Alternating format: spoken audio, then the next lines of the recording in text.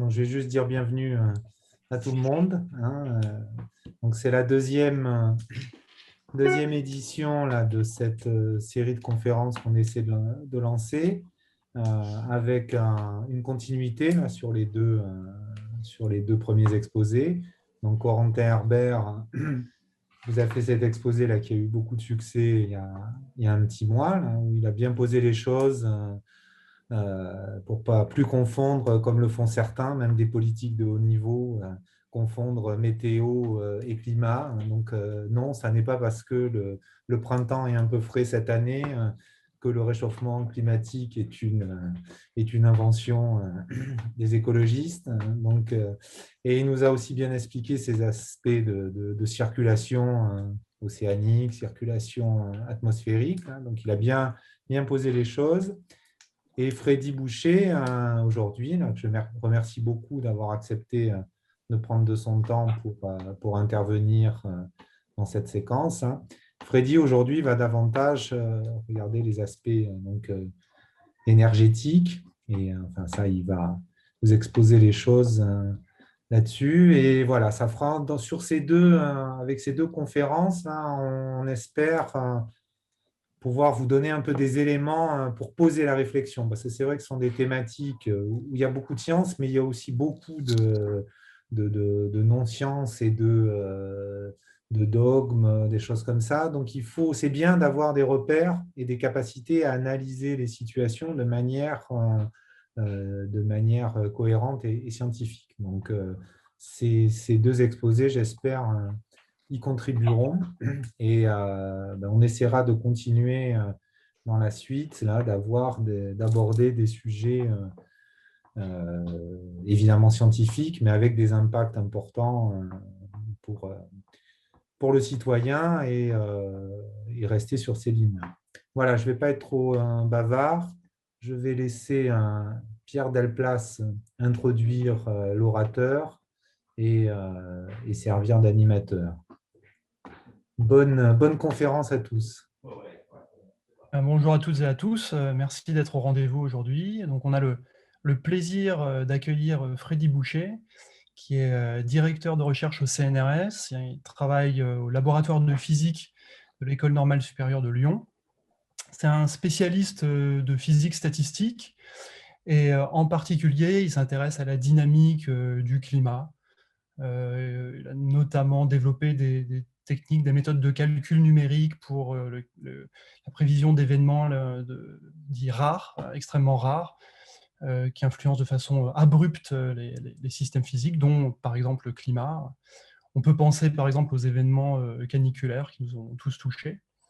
Il enseigne également les aspects physiques de la transition énergétique et des impacts des changements climatiques à l'École normale supérieure avec deux collègues, Antoine Venaille et Corentin Herbert, qu'on a eu le plaisir d'écouter fin mars.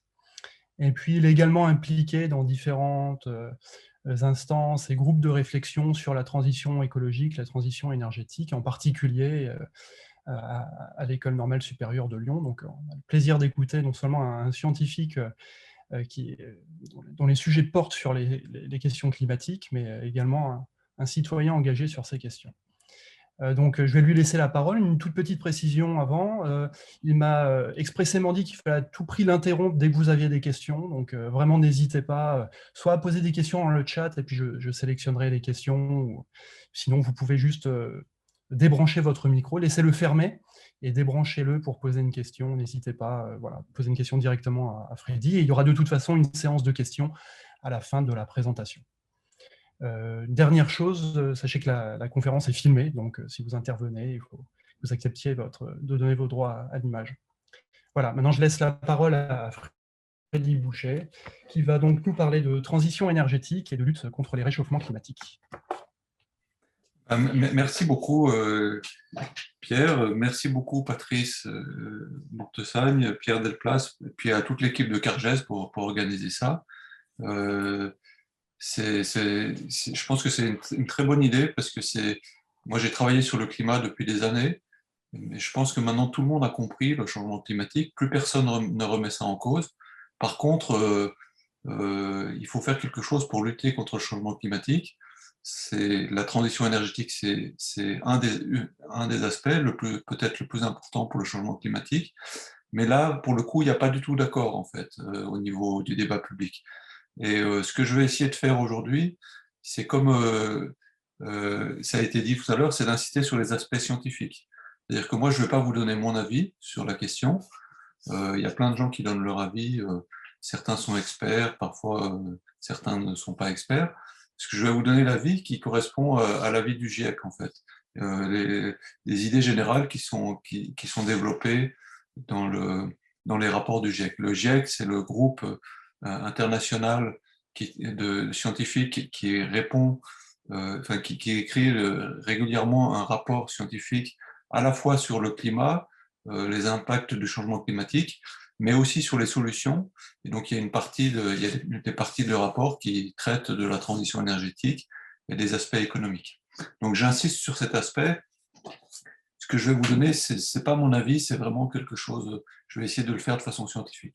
Alors, évidemment, on n'est jamais tout à fait neutre, donc il y a une partie d'interprétation, mais les éléments factuels sont des éléments qui sont partagés par tout le monde. Donc, je vais partager mon écran.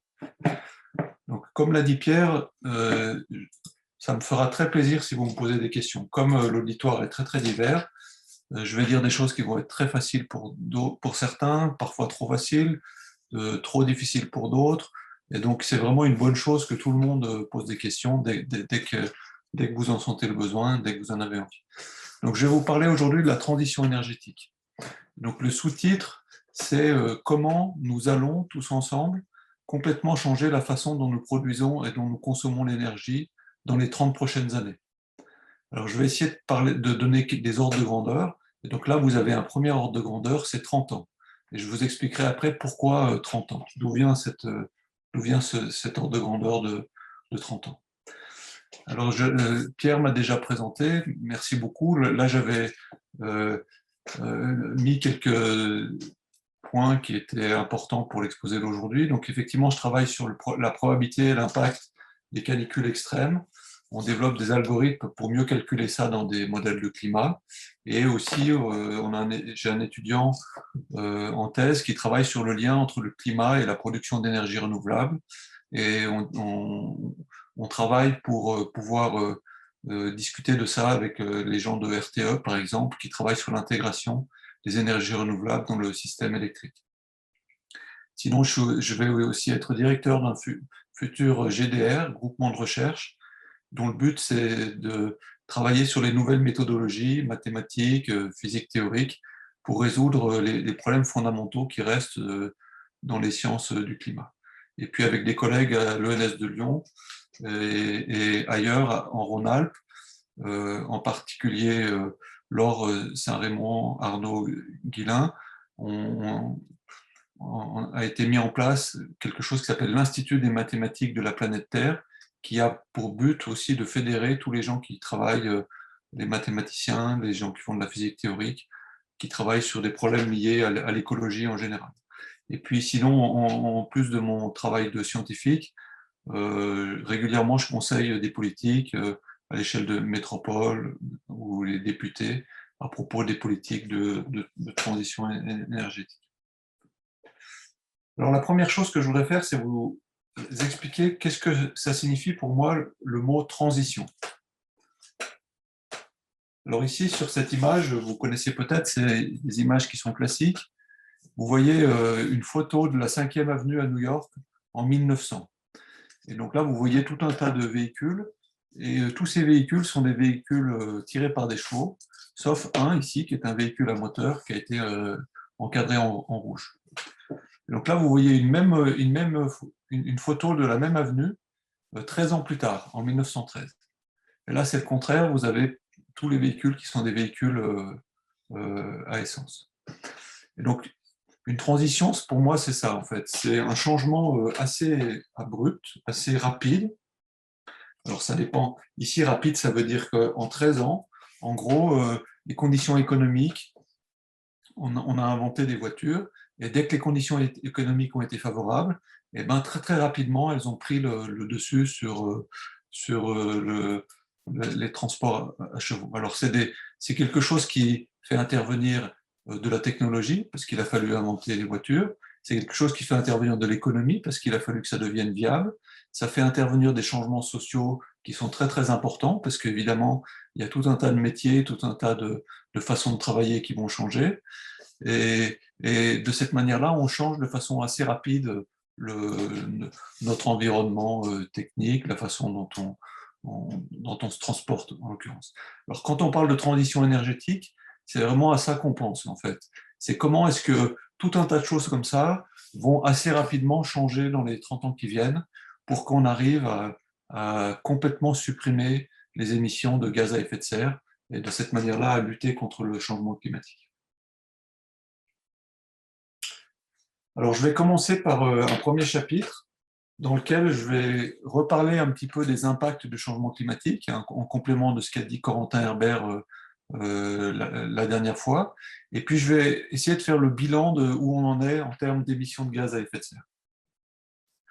Alors là, vous voyez une courbe, peut-être que Corentin vous l'a montré, je ne sais pas, qui montre le lien entre les émissions de gaz à effet de serre et la température. Donc, c'est une courbe qui vient d'un rapport du GIEC. Le GIEC, c'est le Groupement international d'études sur le climat. Et donc, c'est quelque chose qui fait le bilan des connaissances scientifiques sur le domaine. Donc, c'est le genre de résultat sur lequel 99,999% des scientifiques s'accordent parmi les spécialistes du sujet. Donc là, vous voyez sur l'axe en bas la quantité de dioxyde de carbone qu'on a émis depuis 1870, c'est-à-dire depuis la première révolution industrielle, et puis sur l'axe des ordonnées, la température. Alors la courbe noire, c'est des observations. Et donc vous voyez que dans les observations, on voit que plus on met de dioxyde de carbone dans l'atmosphère, plus la température augmente. Et puis les courbes de couleur, c'est des courbes qui correspondent à des scénarios du GIEC, des scénarios de projection. C'est-à-dire qu'on ne sait pas ce qui va se passer dans le futur. Et donc, comme on ne sait pas ce qui va se passer dans le futur, on fait différentes hypothèses. Et donc, il y a un scénario où on va émettre très très peu de dioxyde de carbone et, grâce aux politiques qu'on va mener, et un autre scénario opposé où on va en émettre beaucoup parce qu'on a laissé les choses évoluer de la même manière que maintenant. En gros, c'est ça l'idée. Il y a 4 scénarios différents. Et ce qui est remarquable sur ce graphique, c'est que toutes les courbes se superposent. La seule différence qu'il y a entre les différentes courbes, c'est la vitesse à laquelle on avance. Par exemple, sur le scénario où on émet moins de dioxyde de carbone, en 2100, on arrive à une émission totale entre 500 et 1000 gigatonnes de carbone, et ça correspond à un réchauffement global qui est de l'ordre de un peu moins de 2 degrés. Par contre, dans le scénario RCP 8.5, on suit la même courbe, mais on va beaucoup plus vite, et on arrive en 2100 à un réchauffement qui est de l'ordre de 4,5 degrés. Donc, on observe une croissance de la température qui dépend surtout des émissions cumulées de CO2 et aussi des autres gaz à effet de serre, mais en premier lieu des émissions cumulées de CO2. Et donc là, on a une notion en physique qu'on appelle la sensibilité climatique. On voudrait savoir de combien augmente le réchauffement lorsqu'on augmente la quantité de dioxyde de carbone dans l'atmosphère. Alors vous voyez qu'il y a des barres d'erreur ici et que ces barres d'erreur sont très importantes. Ceci dit, c'est tout à fait significatif et qu'il n'y a aucun doute que malgré cette incertitude, le fait de mettre du dioxyde de carbone dans l'atmosphère crée un réchauffement et que ce réchauffement va avoir des impacts très très importants. Donc c'est pour ça qu'il faut absolument arrêter ça au plus vite. Alors, pour vous donner un exemple d'impact, je vais vous parler de ce qu'on appelle la température du corps humide, c'est-à-dire c'est une température, mais où on tient aussi compte de l'humidité. Ça, c'est important parce que cette température du corps humide, ça nous donne une bien meilleure caractérisation de l'impact qu'on a sur les êtres humains de la température. Et en gros, cette température, lorsqu'elle est au-delà de 29 ou 30 degrés, eh ben, un être humain à l'extérieur ne peut pas résister très longtemps.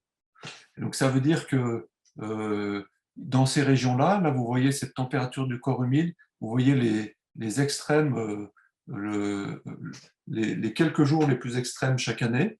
Et donc vous voyez qu'on est au-dessous de 30. Et donc il y a des régions où c'est très très difficile, où il fait vraiment très très chaud. Et ça, c'est donc, vous avez reconnu le sous-continent indien avec l'Inde, le Pakistan, le Bangladesh. Alors sur cette carte, vous voyez exactement la même chose, la température du corps humide, mais vous voyez ce qui se passerait avec le scénario RCP 8.5, c'est-à-dire le pire des scénarios qui ont été envisagés tout à l'heure. Et vous voyez qu'ici, dans toutes les régions en rouge, on a une température du corps humide qui est au-delà de 31 à 32 degrés. Ça veut dire que toutes ces régions du monde-là, si on avait ce scénario-là, en 2070, elles deviendraient inhabitables plusieurs jours par an. Donc ça voudrait dire que ça signifie des mouvements de population qui sont gigantesques. Il y a des centaines de millions de personnes qui vivent dans ces régions. Et donc là, ça, c'est des événements qui, au niveau politique, social, au niveau de l'impact sur les sociétés, sont cataclysmiques. Et donc c'est ça, en fait, le pire qu'on peut s'attendre dans le siècle qui arrive en termes d'impact du changement climatique. Alors heureusement, on a tous les outils qu'il faut pour éviter ça, et on espère bien qu'on va arriver tous ensemble, à la fois au niveau social et au niveau politique, à faire en sorte qu'on n'en arrive jamais. Alors comme ces événements avec de la chaleur, les canicules, c'est ceux qui ont le plus d'impact potentiel sur les populations, avec aussi les cyclones tropicaux. On a décidé de travailler, dans mon groupe, de travailler spécifiquement sur ces canicules extrêmes. Et je ne vais pas vous expliquer le travail, mais notre travail, c'est d'améliorer les algorithmes pour étudier les canicules extrêmes dans les modèles de climat. Là, vous voyez une courbe noire qui a pris, il a fallu faire 1000 ans de calcul, enfin, il y a 1000 ans de temps physique dans un modèle de climat. Et avec le même temps de calcul, on a été capable, avec cette courbe, d'estimer des événements extrêmes qui ont des amplitudes beaucoup plus fortes et qui ont des temps de retour de 10 000 ans ou de 100 000 ans. Donc on peut faire beaucoup mieux grâce à des algorithmes qu'on a mis en place. On gagne un facteur 100 à 1000 pour le temps de calcul des extrêmes dans des modèles de climat. Et donc grâce à des algorithmes du même type, on est en train d'étudier les extrêmes de production d'énergie renouvelable dans des scénarios où on aurait énormément d'énergie renouvelable intermittente pour la production électrique. Voilà, je ne vous explique pas les détails, mais c'est juste pour vous dire le type de travail qu'on fait en tant que chercheur. Alors, je reviens sur le lien qu'il y a entre le carbone et la température.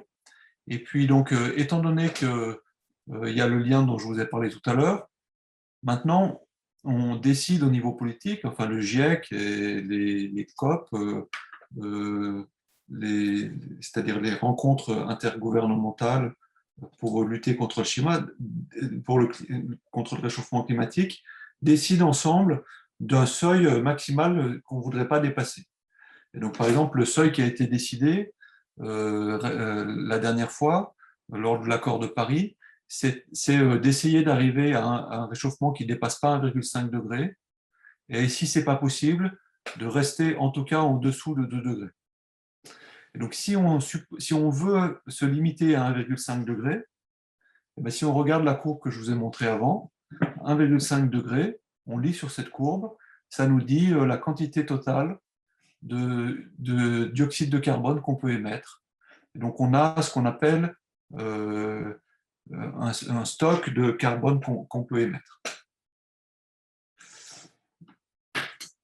Et donc, une fois qu'on se dit qu'on n'a pas le droit d'émettre plus que cette quantité de carbone ou d'équivalent en termes de gaz à effet de serre, eh ben, on peut faire à nouveau différents scénarios qui respectent cette contrainte. Et donc là, sur cette courbe, vous voyez un ensemble de scénarios qui ont été étudiés dans les rapports du GIEC, où la propriété de tous ces scénarios, c'est que la quantité de dioxyde de carbone qui est émise d'ici la fin du siècle est fixée par cette contrainte. Donc vous voyez sur cet axe-là les années, et sur cet axe-là, combien de quantité de gigatonnes de dioxyde de carbone on émet par an. Donc en ce moment, on en émet à peu près 40 gigatonnes par an. Et donc si on veut respecter cette contrainte, eh ben, on peut par exemple suivre le scénario P1 ici, qui est le scénario probablement le plus raisonnable, pour lequel on doit très très rapidement faire chuter la quantité de dioxyde de carbone qu'on émet, et puis ensuite atteindre un plateau.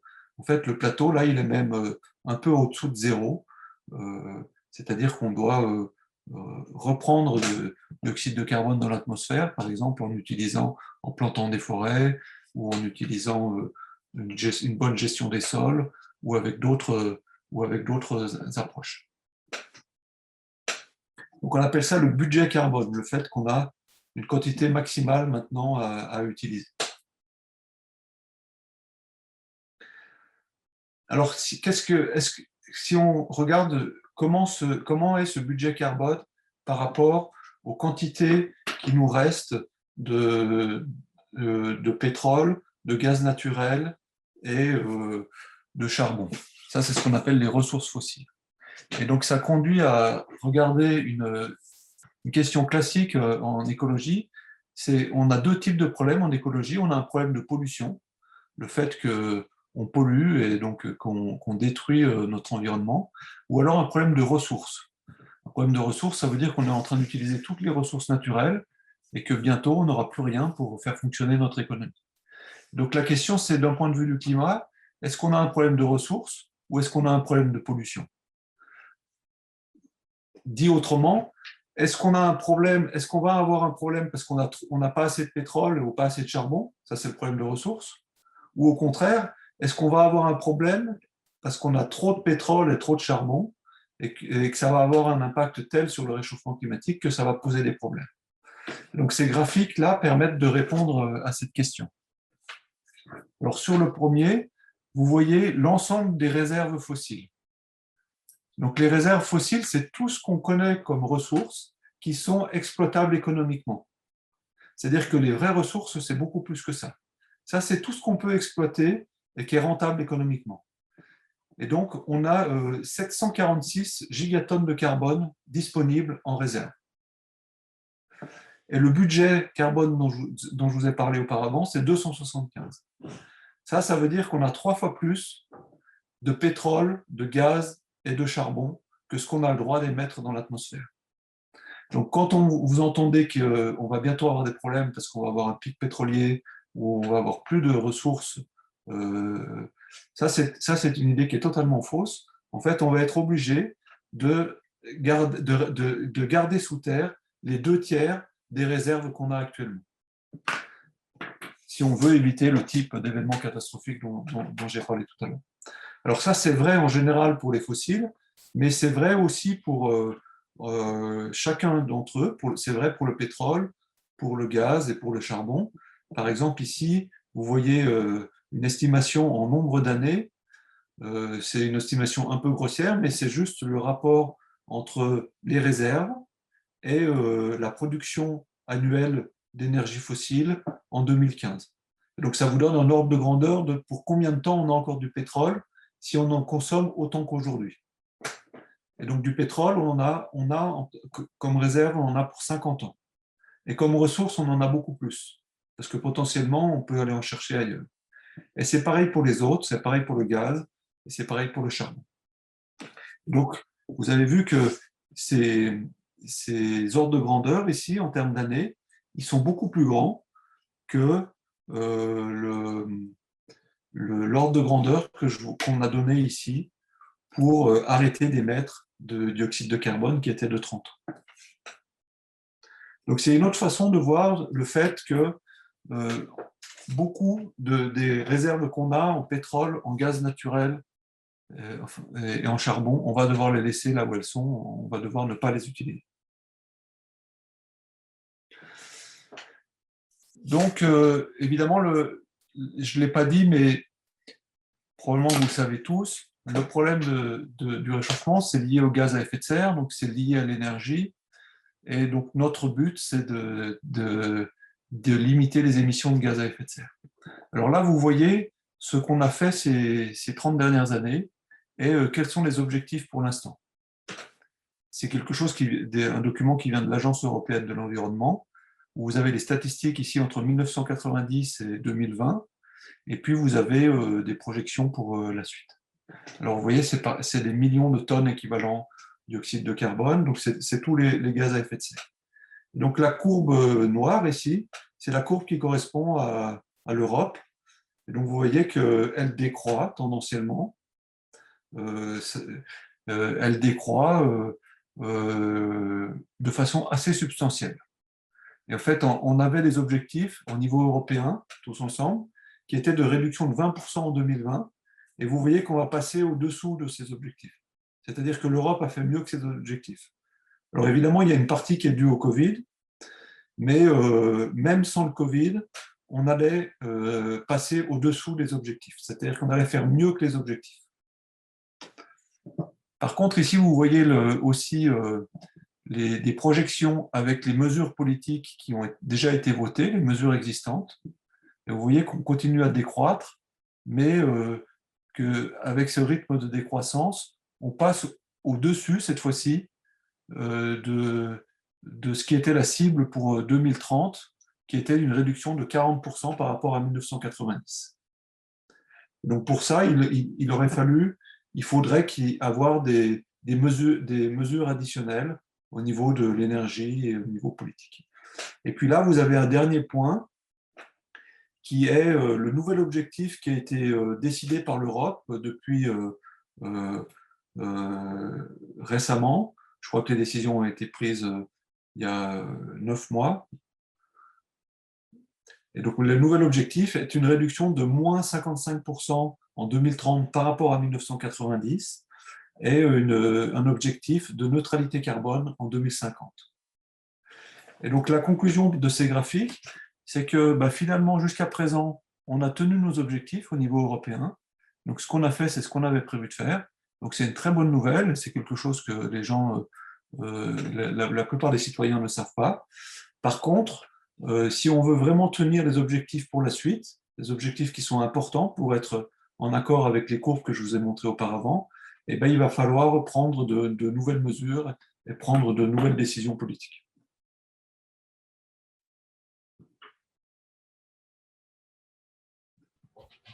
Freddy, est-ce que je peux poser une petite question sur ce que tu viens de montrer? Bien sûr, oui. Sur la baisse de cette courbe en Europe, est-ce que tu peux... En fait, ce n'est pas intuitif sur la raison pour laquelle ça baisse, parce qu'on est plus nombreux aujourd'hui en Europe qu'en 90, il y a plus de voitures en circulation, j'imagine, on prend plus souvent l'avion. J'ai plusieurs transparents où on parle de ça. Alors, je ne vais pas le faire au niveau spécifiquement européen, je vais le faire au niveau mondial, Mais du coup, peut-être au niveau européen, est-ce qu'il y a une partie qui est un peu cachée, qui fait qu'on délocalise une partie de notre activité ailleurs et que ce qu'on perd en Europe, la baisse qu'on a en Europe est compensée par une montée Alors oui, parce qu'effectivement, ici, c'est les émissions territoriales. Donc, il y a une partie, tu as raison, mais autant cette partie qui est délocalisée, elle est importante pour un pays comme la France, autant à l'échelle de l'Europe, elle n'explique pas cette baisse. En fait, la principale baisse, elle vient du fait qu'on change la façon dont on produit l'énergie. C'est-à-dire qu'on a de plus en plus d'énergie renouvelable et on a de moins en moins de production d'énergie à partir du charbon. C'est ça l'explication. Ça ne va pas assez vite, mais c'est ça l'explication première. Excusez-moi, j'ai une question. Est-ce que je peux la poser pour ce type de graphique aussi? Bien sûr, bien sûr. Est-ce que les objectifs dont vous parlez pour l'Europe, par rapport aux objectifs à l'échelle mondiale que vous avez évoqués dans les différents scénarios que vous avez montrés, est-ce qu'ils tiennent compte du fait que si les Européens, peut-être les Américains, etc., ils ont des objectifs de baisse et de neutralité, ça tient compte du fait qu'il y a des pays qui auront forcément une hausse, parce que tout simplement, ils veulent accéder à une forme de développement et qu'ils sont sous-développés. Oui. Autrement dit, par rapport à l'objectif moyen à l'échelle mondiale que vous avez montré, est-ce que l'objectif européen il est plus ambitieux que celui-là?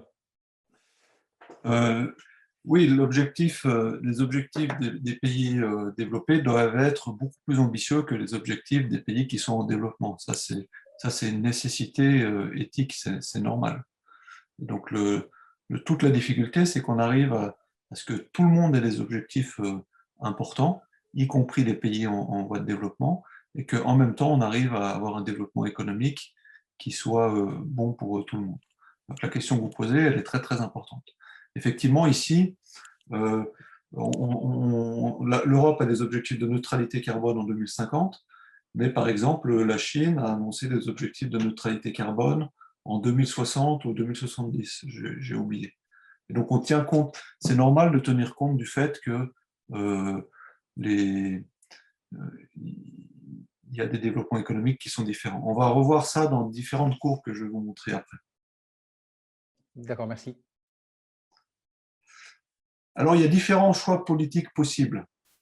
C'est-à-dire que, on peut choisir, disons que, pour résumer ça, dans les rapports dans certaines publications liées aux réflexions pour le GIEC, là, un collègue des Pays-Bas a fait un ensemble a travaillé sur ce qu'on appelle des chemins possibles au niveau socio-économique, et qui raconte 5 types d'histoires différentes. Donc, c'est classé sur 2 axes. Là, c'est un axe où on va avoir des sociétés qui sont plus inégalitaires. Plus on va vers la droite, plus c'est inégalitaire. Et à ce moment-là, si on a des sociétés qui sont plus inégalitaires, à ce moment-là, on a du mal à prendre des mesures de diminution des impacts et d'adaptation. Et puis là, vous avez sur cet axe-là, vous avez des choix qui correspondent à ne pas travailler suffisamment sur l'aspect diminution des émissions. Et donc, c'est ce qui a été appelé ici difficulté pour réduire l'impact des changements climatiques. Donc, par exemple, vous avez ici le scénario qui est le scénario qui est préféré de gens comme moi, par exemple, qu'on appelle là, ils l'ont appelé un scénario de croissance verte, où on a plus de coopération au niveau mondial, on a des développements technologiques importants, par exemple les énergies renouvelables, on a des décisions politiques importantes, on limite la croissance de la population, on limite les inégalités dans la société, on fait de la sobriété, c'est-à-dire qu'on fait très attention aux économies d'énergie, on utilise des renouvelables et aussi toutes les politiques d'efficacité énergétique, on change notre façon de manger un petit peu, on protège les forêts, etc. Donc ça, c'est un scénario où on garde un monde avec un souci social et un souci d'égalité, et en même temps, on a une forte volonté de développer les technologies et de changer la manière dont on produit l'énergie.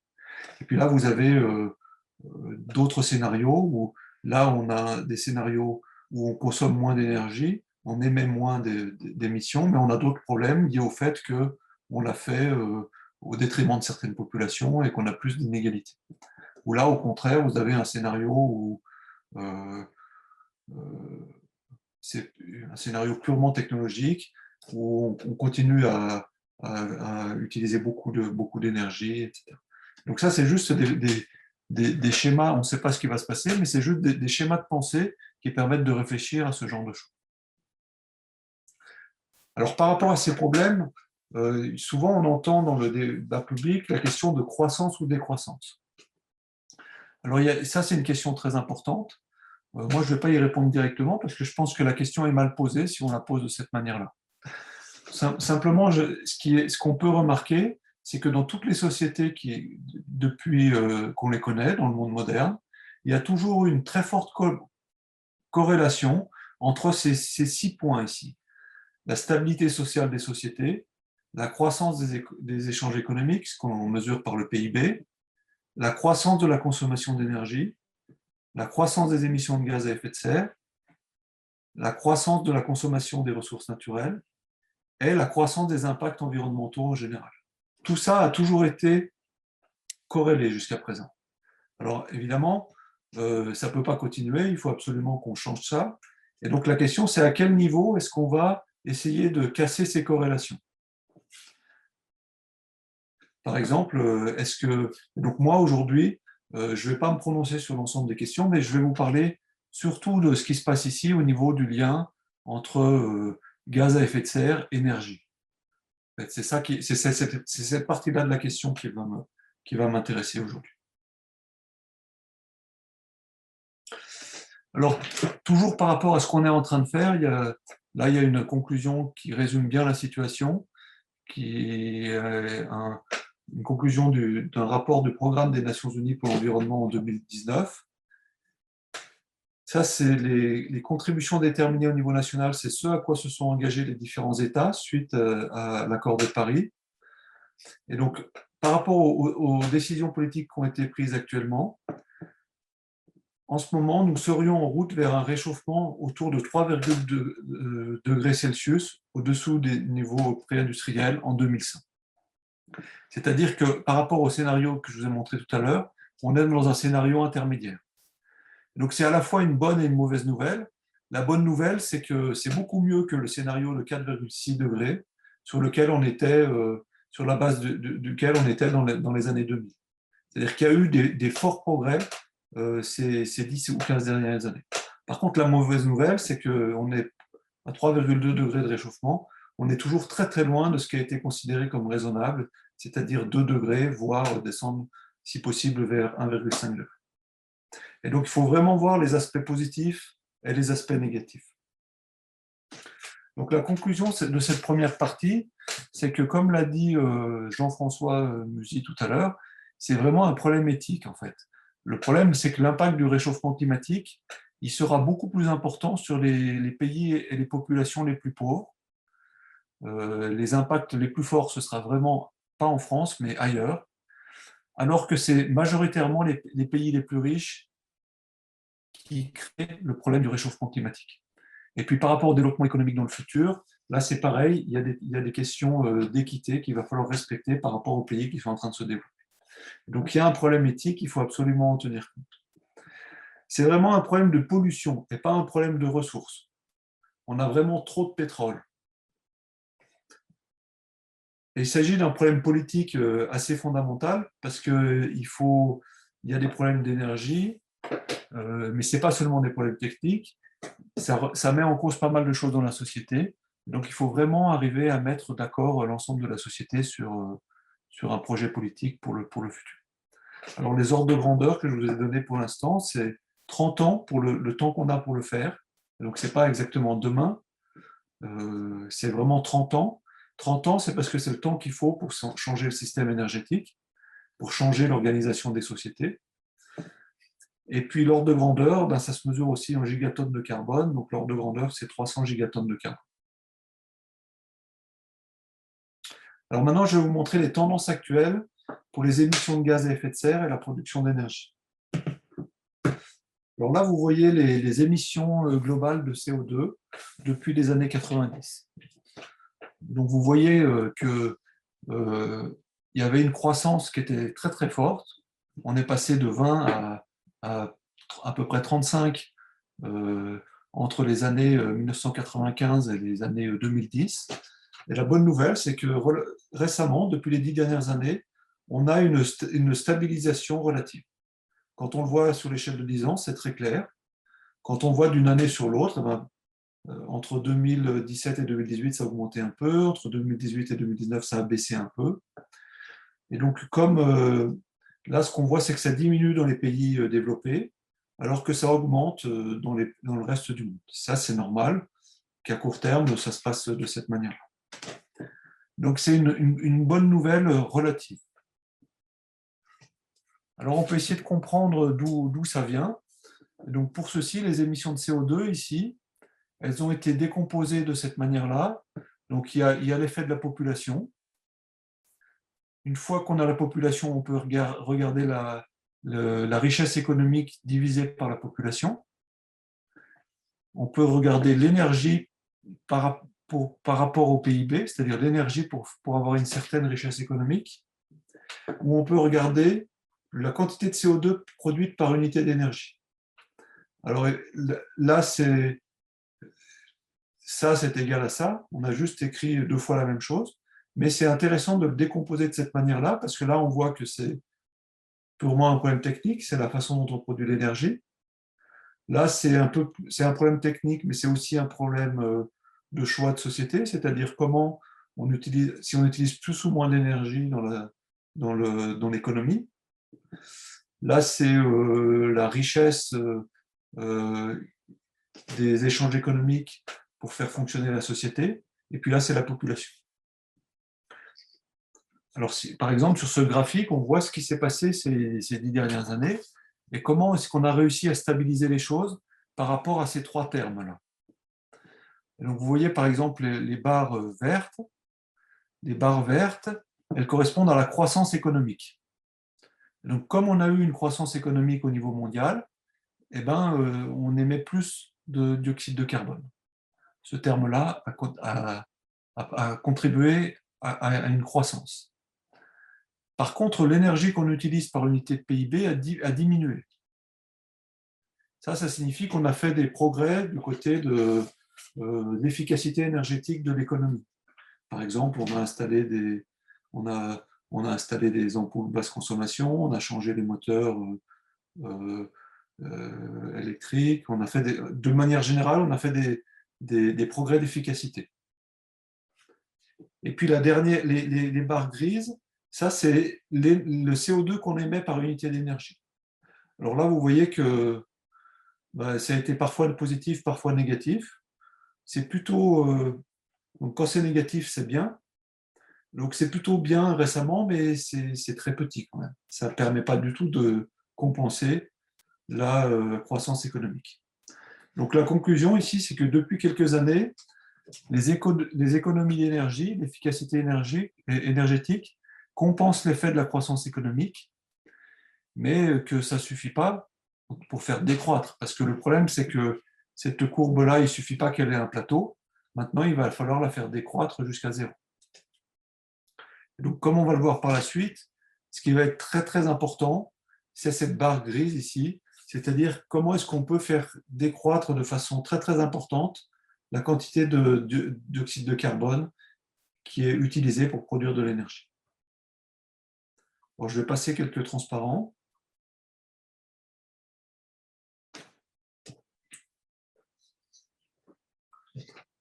Alors, on va regarder par exemple le système électrique. Alors, ce n'est pas toute l'énergie, le système électrique, mais c'est très très important parce que ça va être une source de décarbonation importante. Et donc, on va utiliser pour cette raison-là de plus en plus d'électricité dans l'avenir. Alors là, vous voyez les capacités de production d'électricité qui sont installées et vous voyez comment elles évoluent depuis le début des années 2000. Donc vous voyez qu'on produit de l'électricité dans le monde, essentiellement avec du charbon, du gaz naturel et du pétrole. Il y a aussi pas mal d'hydraulique. Et puis, depuis récemment, en fait, on n'avait presque rien dans les années 2000. Maintenant, ça commence à être substantiel. C'est presque autant que l'hydraulique, ou c'est plus que le pétrole pour l'électricité. On a les énergies renouvelables. Et on voit que les énergies renouvelables croissent de façon exponentielle depuis une quinzaine d'années. Et puis au milieu, vous avez le nucléaire qui joue un rôle important, c'est de l'ordre d'une dizaine de pourcents pour la production d'électricité, mais c'est quand même négligeable. Et tous les spécialistes pensent que le nucléaire va rester négligeable pour la production énergétique dans le futur ou pour la production d'électricité.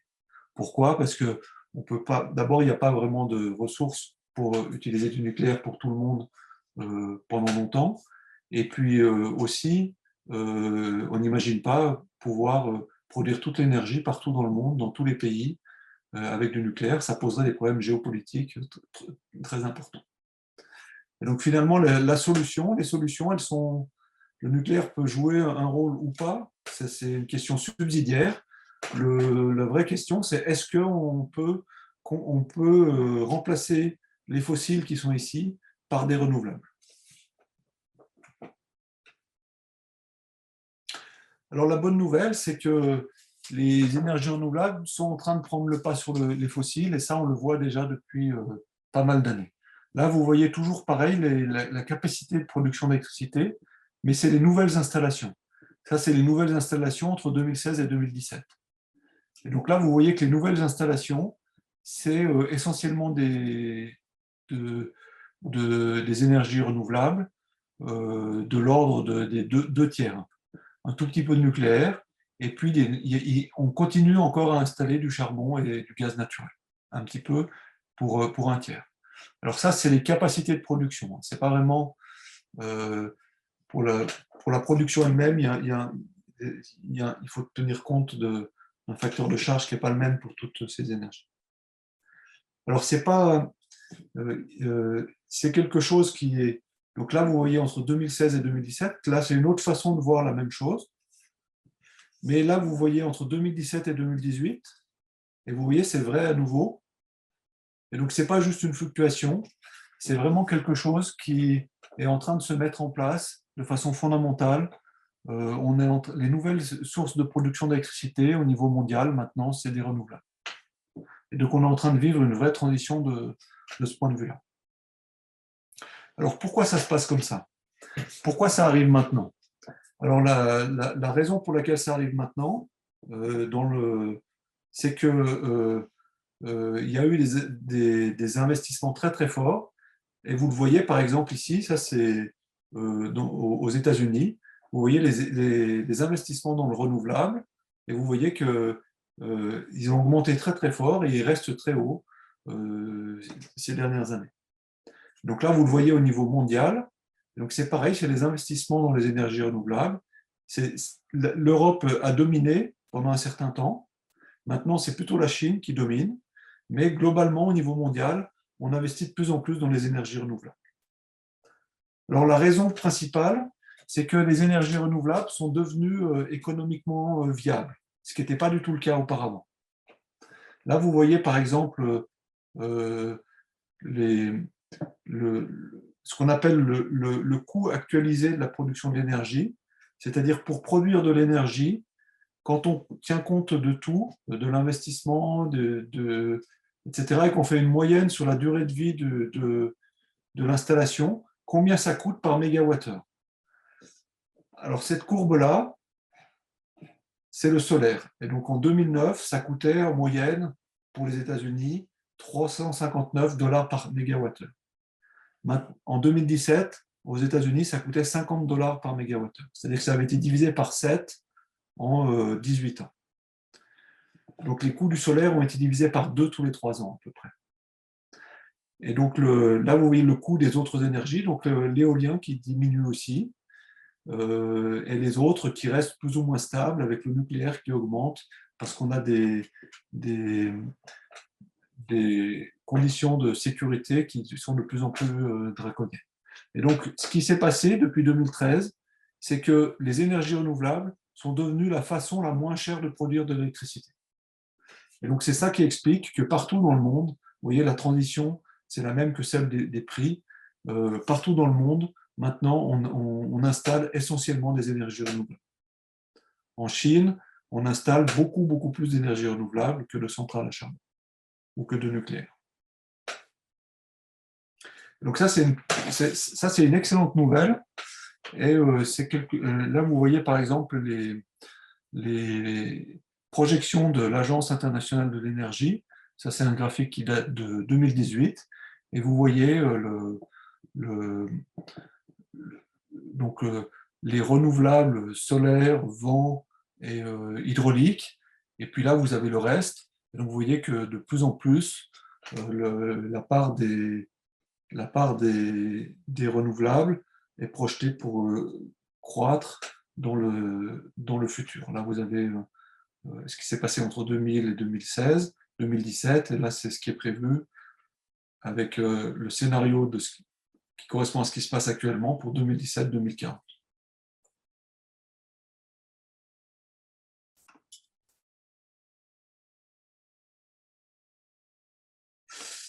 Donc, je vais aller directement à la conclusion de cette deuxième partie parce que j'avance un peu trop lentement. Donc, la conclusion de cette deuxième partie, c'est que ben, nous avons plus ou moins stabilisé les émissions de gaz à effet de serre grâce aux politiques d'efficacité énergétique. Alors ça, c'est une bonne nouvelle, mais ça ne suffit pas du tout. Ça ne suffit pas du tout pour vraiment diminuer les émissions de gaz à effet de serre et les ramener à zéro dans les décennies qui viennent. Un autre point positif, c'est qu'on a rendu les énergies renouvelables matures techniquement et économiquement. Et donc, les experts pensent que ce sera la source potentielle d'une diminution très importante des émissions de CO2 dans le futur. Le troisième point, sur lequel je vais venir par la suite, c'est que ces progrès techniques et scientifiques, ils sont vraiment majeurs, ils sont essentiels, mais ils ne suffiront pas, parce que pour mettre en œuvre tout ça, il va falloir aussi qu'il y ait des changements plus profonds dans la société, qui ne sont pas des changements purement techniques. C'est ce que je vais essayer de vous expliquer dans la troisième partie. Alors, je continue. Hein. N'hésitez pas à m'interrompre. Moi, je ne vois pas la conversation. Donc, je ne vois pas si vous me posez des questions ou pas, si vous n'intervenez pas. Alors, donc, il ne suffit pas qu'on ait des renouvelables, il faut encore voir comment ça se traduit dans la société. Donc, c'est ce qu'on va faire ici, dans la troisième partie. On va regarder ce que signifie la transition énergétique en pratique, et en particulier, comment on peut projeter ça vers l'horizon 2050, où on devrait avoir, on espère, arriver à obtenir la neutralité carbone. Alors parfois, dans le débat public, les gens opposent sobriété et technologie. On voit, certains disent, c'est grâce à la technologie qu'on va s'en sortir, d'autres disent, non, pas du tout, c'est d'abord nos comportements. Et donc, en gros, le débat caricatural, c'est bougie ou destruction de la planète, en fait. Alors là encore, comme tout à l'heure pour croissance et décroissance, la plupart des scientifiques qui travaillent sur ce sujet pensent que c'est une très mauvaise façon de poser le débat. C'est la manière dont le débat est posé au niveau politique, mais c'est une très mauvaise façon de poser le débat. Je vais essayer de vous expliquer pourquoi. La raison pour laquelle je dis ça, c'est que à cause de ces deux remarques ici. La première, c'est que tous les scénarios de transition énergétique actuels, qui sont compatibles avec la neutralité carbone et qui utilisent des techniques éprouvées, elles nécessitent une diminution importante de la consommation d'énergie. Et donc, c'est vrai qu'il faut de la sobriété, et c'est vrai qu'il faut des changements dans l'organisation de nos sociétés. Donc, ceux qui disent qu'il faut de la sobriété ont raison. La deuxième remarque, c'est que dans tous les scénarios, la technologie joue un rôle fondamental. C'est-à-dire que ceux qui disent que la technologie va être importante ont raison aussi. Et donc, il n'y a pas de raison d'opposer les deux, en fait.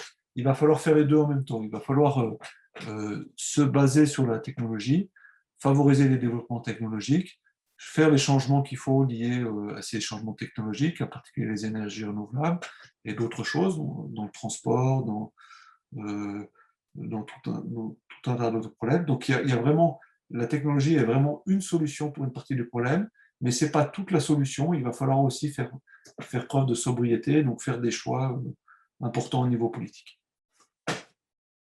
Et donc, les trois mots-clés, c'est sobriété énergétique, efficacité énergétique et changement de technologie et d'usage, les innovations technologiques. Et donc, il va falloir vraiment faire les trois en même temps.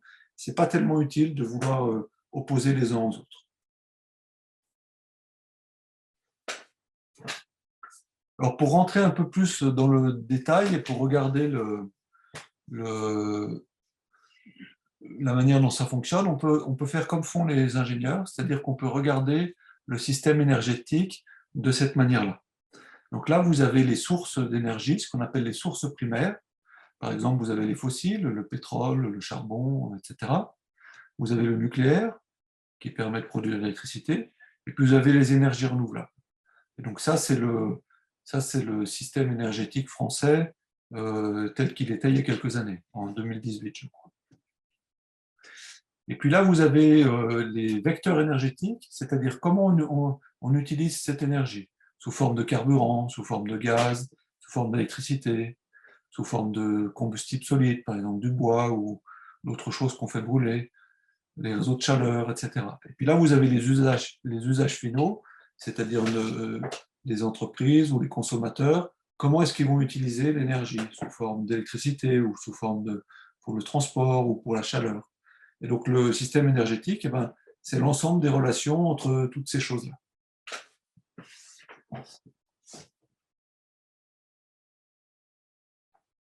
Alors quand on fait un scénario de transition énergétique, eh ben, c'est un modèle qui permet de mettre ensemble la façon dont fonctionnent toutes ces choses pour voir si les hypothèses qu'on fait de changement sont compatibles entre elles. Par exemple, on a envie de voir si on met beaucoup de renouvelables sur le système électrique, si ça fonctionne. On a envie de voir... donc on a des modèles qui sont plus ou moins complexes, qui incluent de l'économie ou pas, qui incluent les aspects techniques à un niveau plus ou moins développé, qui permettent d'étudier les transitions énergétiques possibles. Alors un scénario, c'est jamais une prédiction, c'est ce qu'on appelle un outil de prospective.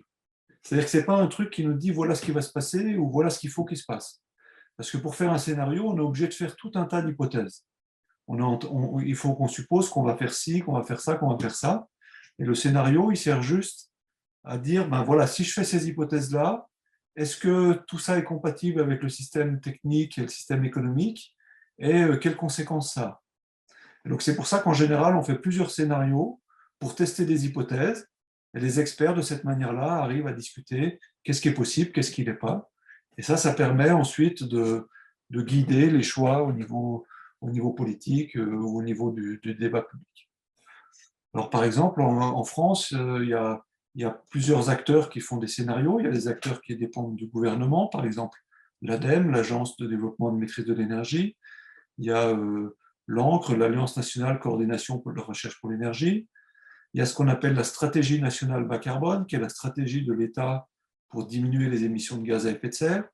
Mais il y a aussi des associations comme Negawatt qui font leurs scénarios. Il y a aussi les grands industriels, par exemple EDF ou RTE. À l'international, on a aussi des scénarios comme ça, comme par exemple l'Agence internationale de l'énergie ou les services de la Commission européenne, etc., etc. Il y a des scénarios de chercheurs, il y a des scénarios d'instituts. Donc le débat en fait scientifique s'organise autour de ces scénarios. Le scénario, c'est les outils qui vont permettre aux scientifiques de confronter les différentes hypothèses. Alors ce que fait le GIEC par rapport à tout ça, c'est qu'il fait un travail de synthèse de l'ensemble des travaux de recherche qui sont faits, universitaires et institutionnels, et il donne en fait les éléments de synthèse. C'est-à-dire, le GIEC explique ce sur quoi les experts sont d'accord, quelles sont les conclusions qui font consensus, ce sur quoi on ne sait pas trop, avec des hypothèses où il n'y a pas de consensus, et ce pourquoi, clairement, on ne sait pas du tout. Et donc on peut lire les rapports du GIEC qui font la synthèse de l'ensemble de ces travaux. Alors là, par exemple, vous voyez une image qui vient de Negawatt, mais il y a des scénarios comme ça qui fonctionnent dans tout un tas d'autres cadres. C'est vraiment un outil scientifique, en fait, qui permet de vérifier au niveau du comportement technique ou technico-économique si ce qu'on dit fonctionne. Donc, il va falloir que les ordres de grandeur soient les bons, que ça fonctionne bien, etc.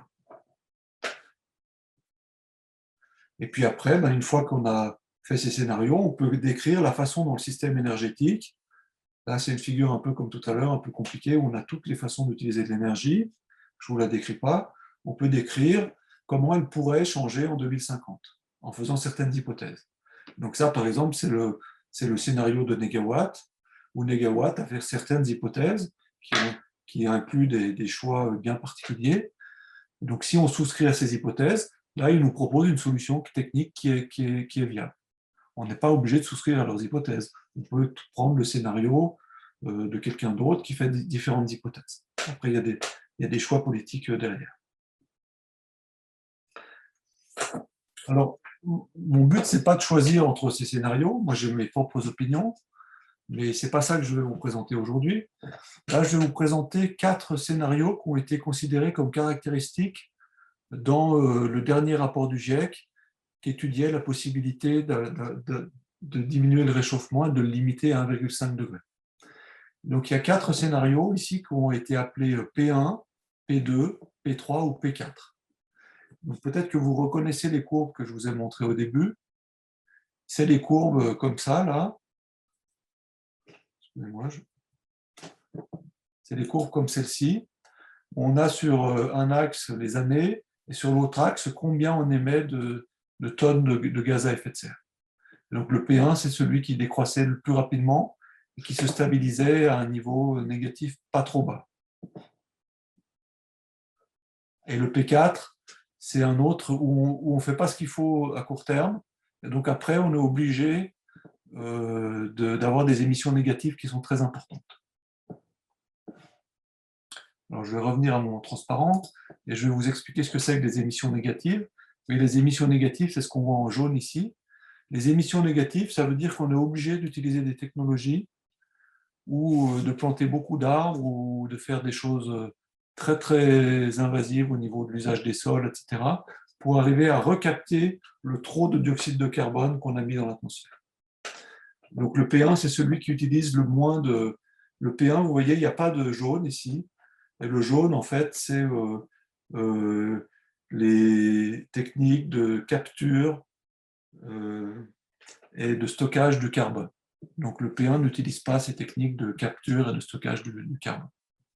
Et donc je vais me concentrer sur le scénario P1 parce que c'est celui qui est le plus fiable et le plus pertinent à mon avis, parce que ces techniques de capture et de stockage du carbone posent potentiellement des problèmes écologiques qu'on ne sait pas très bien évaluer pour l'instant. Ça, c'est un avis personnel que je vous donne ici. Est-ce que tu peux revenir au mode plein écran, Freddy? Ah oui, pardon. Merci. Alors, vous voyez, dans le rapport du GIEC, vous voyez par exemple le scénario P1, et puis là, ben, vous voyez, il y a tout un tas de chiffres où on décrit combien il y a d'énergie renouvelable, combien il y a de nucléaire, combien il y a de pétrole, etc. Alors, je ne vais pas vous décrire ça, c'est trop compliqué pour aujourd'hui, on n'a pas le temps, mais je vous ai juste fait un résumé des messages essentiels du scénario P1 du GIEC. Donc encore une fois, ce n'est pas une prédiction de ce qui va se passer, c'est juste la description d'un monde possible si jamais on fait les changements qui vont avec. Donc dans le scénario P1 ici, en 2050, à l'échelle globale, à l'échelle mondiale, on arrive à une réduction de 93% de réduction des émissions de CO2 par rapport à 2010. Et donc on a 32% de la réduction de la demande en énergie. Vous voyez, c'est ça la sobriété. Ça veut dire qu'on a dû diminuer la consommation la demande en énergie de 32% à l'échelle globale. Donc ça veut dire qu'à l'échelle de pays où on consomme déjà beaucoup d'énergie comme chez nous, ben, il va falloir diminuer de plus, par exemple de 50%. On a 77% de la production d'électricité qui est renouvelable dans ce scénario-là. Donc ça veut dire que les experts considèrent que d'avoir 77% d'électricité renouvelable, c'est quelque chose de raisonnable. Le charbon a été réduit de 97%, donc il a pratiquement disparu. Le pétrole a été réduit de 87%, donc il en reste un peu, mais il a pratiquement disparu aussi. Et le gaz fossile a été réduit de 74% aussi. Le nucléaire, dans ce scénario, a été multiplié par 1,5 au niveau mondial. Donc ça reste quelque chose d'important, mais marginal, en fait. Multiplié par 1,5, ça veut dire que ça reste de l'ordre de, je ne sais pas exactement combien, mais de 10 à 12% de la production d'électricité, par exemple. Les émissions de CO2 par l'agriculture ont diminué de 33%. Et donc ça implique un petit peu de changement de mode agricole et aussi des changements de consommation, par exemple moins de consommation de viande. Et dans ce scénario P1, on n'a pas besoin d'utiliser des technologies de capture et de stockage de carbone. Donc dans cette image-là, vous voyez donc on a de la sobriété, il faut diminuer la consommation d'énergie, par exemple divisé par 2 pour des pays comme les pays européens. On a 70 à 100% d'énergie renouvelable, donc ça pose des questions techniques, mais que les experts considèrent comme tout à fait raisonnables. en particulier la gestion de la variabilité pour le système électrique, comment faire l'équilibre entre l'électricité et le gaz renouvelable, utiliser de l'hydrogène renouvelable, etc. Ça demande d'électrifier pratiquement tous les transports. Électrifier, ça veut dire soit avec l'électricité comme sur la plupart des lignes de transport par voie ferrée ou par tram, etc. Ou alors d'utiliser des voitures électriques, soit des voitures électriques à batterie, soit des voitures électriques qui fonctionnent avec de l'hydrogène. Ça demande la disparition de pratiquement tous les carburants fossiles, c'est-à-dire qu'on n'aura plus de voitures qui marcheront avec de l'essence, et un changement du modèle agricole. Donc je vais arrêter parce que j'ai été un petit peu trop long, mais là, ce transparent avait pour but d'expliquer comment en France ça marche, comment on arrive à diminuer par 2 la quantité d'énergie consommée dans ce type de scénario.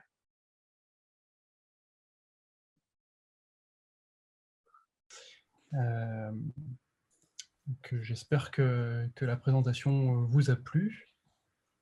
Merci à tous pour vos questions, c'était très vivant, c'était très sympa. Ouais, c'est nous. Moi, je te remercie beaucoup, Freddy. C'était vraiment très bien. Et puis surtout, j'espère que vous êtes tous sensibles à l'effort fait pour pas parler de choses trop techniques, donc les choses qui doivent le plus amuser Freddy dans son quotidien de chercheur, pour avoir fait passer un discours clair et je crois compréhensible. Donc, merci beaucoup. Et on gardera cette vidéo précieusement pour la mettre en ligne sur le site de l'Institut. D'ailleurs, j'ai vu qu'elle n'était pas en ligne, mais je ferai en sorte qu'elle le soit bientôt. Sur une des questions qui a été posée sur l'analyse du bilan sur cycle de vie, on avait eu il y a 2 ans une conférence très intéressante faite par Bernard Multon, qui a fait beaucoup de choses sur ces approches-là extrêmement profondes et qui est un orateur très dynamique aussi. Et on avait enregistré sa conférence et on la mettra en ligne prochainement aussi pour compléter ces aspects-là. Donc, Freddy, merci beaucoup, sincèrement. Merci à toi. Merci beaucoup.